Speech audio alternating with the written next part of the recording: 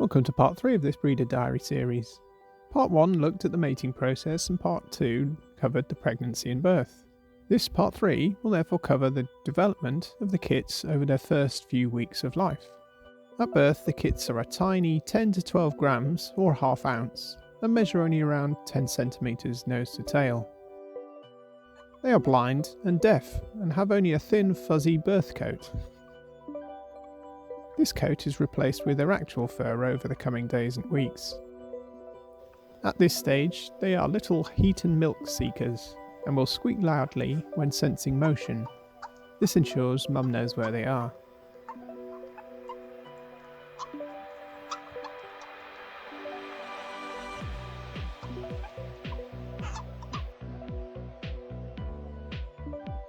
After the first week, the production of their guard hairs means you get a better idea of their expected colours.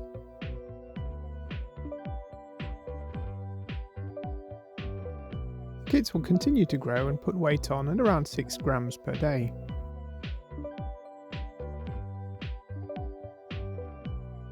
It's possible to sex the kits at any time after birth, but perhaps it's a bit easier after a week old.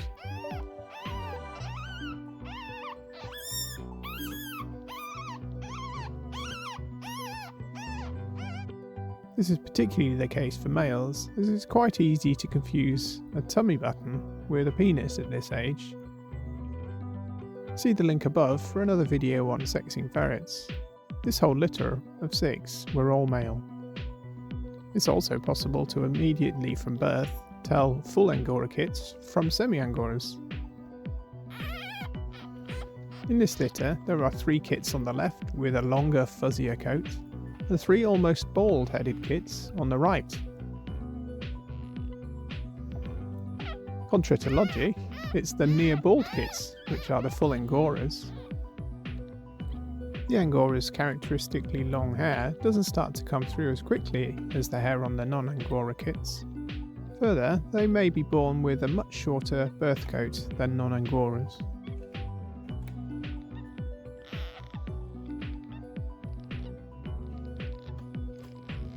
At birth, the kits are deaf due to their ear canals being closed. Their sense of touch and smell, on the other hand, remains quite acute. In the early weeks, the kits develop a curious but cute affliction in the form of little dirt balls accumulating on their front claws. This is just a combination of milk and their own dirt, but it's strangely satisfying to pop them off.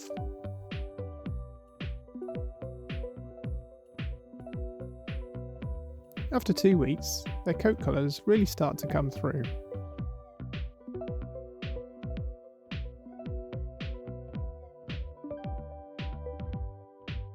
It is at this stage that their teeth first start poking through the gums.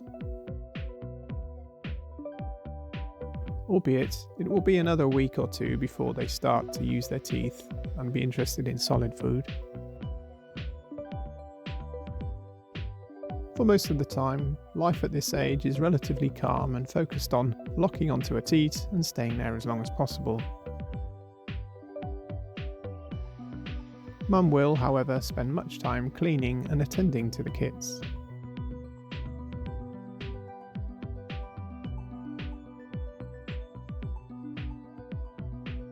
By 3 weeks old, the teeth will be more developed and perfectly capable of a painful little nip.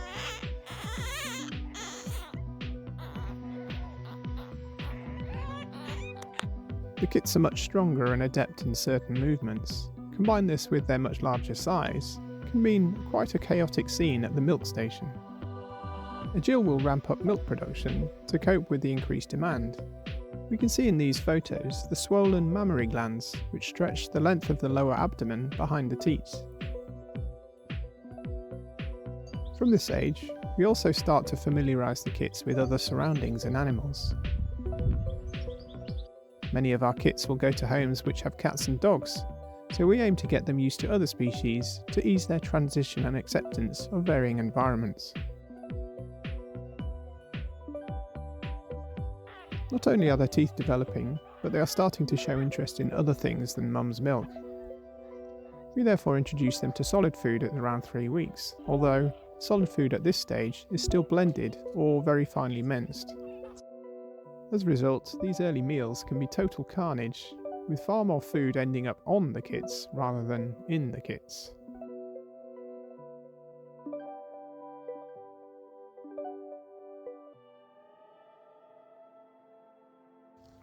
By 4 weeks old, the feeding is far more developed. Here they are tucking into some finely chopped raw chicken thigh with skin and fat included.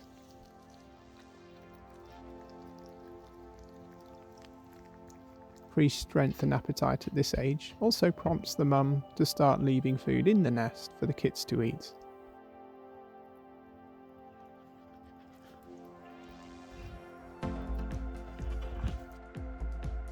Four weeks is a very exciting age, as it is from here when their eyes start to open.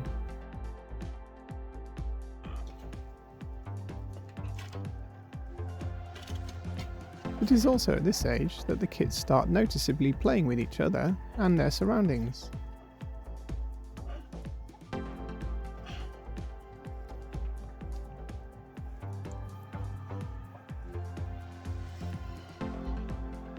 As a result, we enhance their development and enrichment with regular trips outside. Naturally, first escapades are somewhat apprehensive.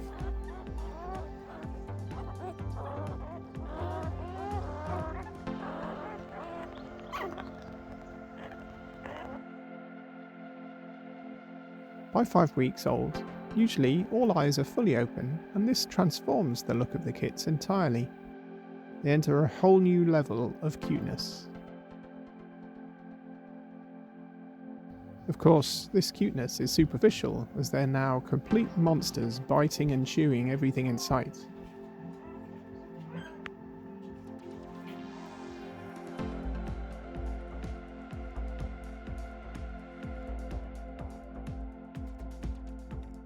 Confidence and mobility is much improved, and they are now out of their nest as much as possible, despite mum's best efforts.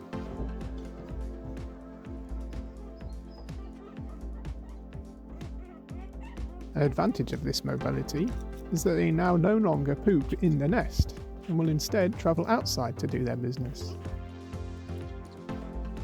To keep them developing, we ensure that they are active and engaged by putting them in varied playpens, where Chilli can't keep dragging them back into the nest. Their play fighting also now steps up a gear too, and will be, from here on, the majority of their play activity.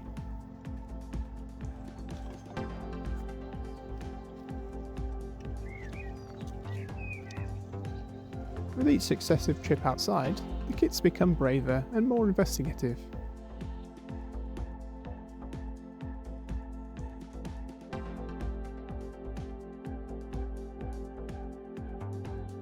By 6 weeks old, the kits are presenting more like the adult form of the ferret, albeit still cute and dinky sized versions.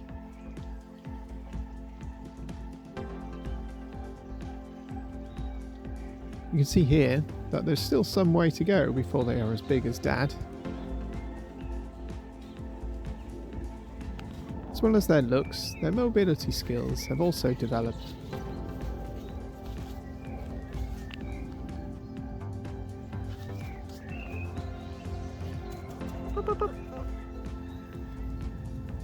We now train the kits to follow humans and come to our calls. This helps increase trust and their bonds with humans.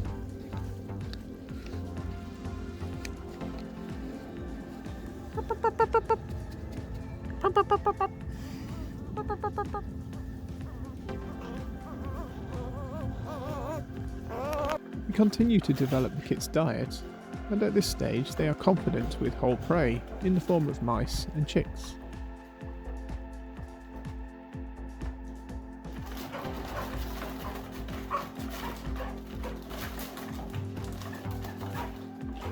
There's certainly no training needed here.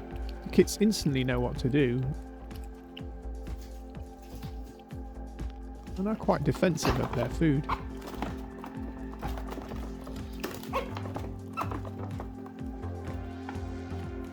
From here on, having met most of their key development milestones, it's much a case of eat and grow for the kits.